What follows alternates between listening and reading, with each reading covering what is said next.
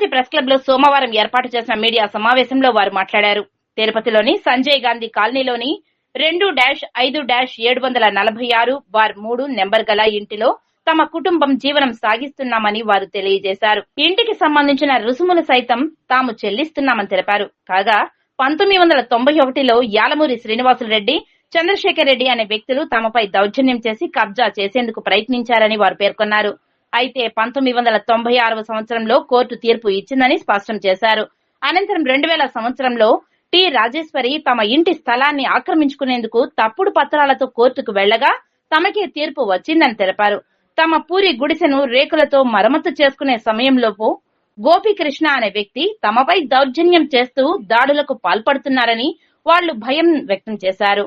జిల్లా ఎస్పీకి ఫిర్యాదు చేస్తే సీఐకు ఆదేశాలు జారీ చేశారు. ఆయన నిమ్మకు నీరెత్తినట్లు సీఐ వ్యవహరిస్తున్నారని వారు విమర్శించారు. అంతేకాక ఆక్రమణదారులతో పోలీసులు కుమ్మక్కై తప్పుడు కేసులు పెడుతున్నారని బెదిరిస్తున్నారు. బాధితులు ఆవేదన వ్యక్తం చేశారు. పోలీసులు, ఉన్నత స్థాయి అధికారులు, రెవెన్యూ అధికారులు స్పందించి తమకు న్యాయం చేకూర్చాలని విన్నవించుకున్నారు.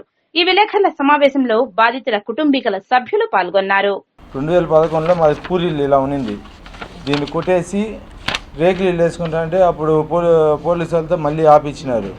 మేము దాన్ని ఎస్పీ దృష్టి తీసుకొని పోగా వాళ్ళు సర్వే కట్టి సర్వే రిపోర్ట్ తెచ్చుకోండి అన్నారు. మేము సర్వే కట్టగా అప్పుడు 2011 మార్చి 7వ తేదీ మాకు సర్వే రిపోర్టు, మా హద్దులు అన్నీ కలిపి మాకు సర్వే రిపోర్ట్ ఇచ్చారు. ఎంజాయ్మెంట్ సర్టిఫికేట్ మాకు సర్వే చేసి సర్వే హద్దులన్నీ ఇచ్చారు. 2011లో మార్చి 7వ తేదీ ఈ సర్వే రిపోర్ట్ ఇచ్చినాక ఎస్పీ గారు మళ్ళీ మమ్మల్ని కట్టుకోమని చెప్పి ఇచ్చారు. మేము 2011లో కట్టుకున్నాం. అప్పటి నుంచి మాకు ఎటువంటి సమస్య లేకుండా ఉన్నది. పోయిన సంవత్సరం గాలి వానకి రేకులు పగిలిపోయినాయి. ఆ రేకులు పగిలిపోయినప్పుడు ఇప్పుడు దాన్ని తీసేసి స్లాబ్ వేసుకుందామని మళ్ళీ కన్స్ట్రక్షన్ ప్రారంభించగా ఇప్పుడు మళ్ళీ వచ్చి మున్సిపాలిటీ వాళ్ళ పక్క, పోలీసు వాళ్ళ పక్క పని ఆపండి రోజు వస్తూనే ఉన్నారు. మొన్న ఆ పక్క జాగా ఏదో ఉందని అసలు రికార్డులో లేని భూమికి సర్వేయర్ మాకు నోటీస్ ఇచ్చాడు, మీ పక్క జాగా కొలతేస్తామని.